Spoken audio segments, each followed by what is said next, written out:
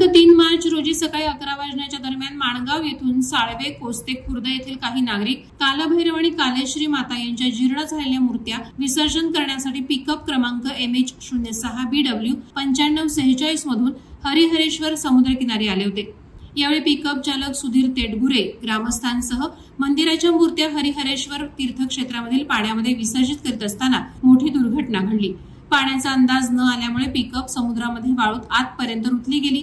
त्यानंतर पाण्याचा प्रवाह वाढला आणि पिकअप पाण्यामध्ये फसली।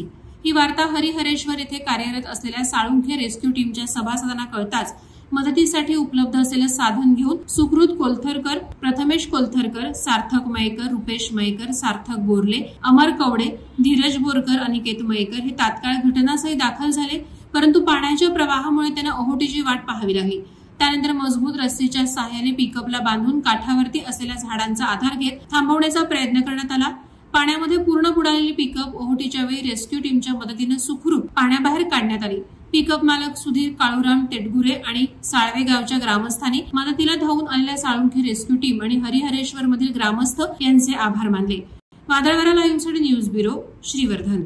नवी मुंबई व रायगड जिल्ह्यातील ताज्या बातम्या आणि घडामोडींसाठी सबस्क्राईब करा वादळवारा लाईव्ह चॅनल आणि दाबा बेल आयकॉन।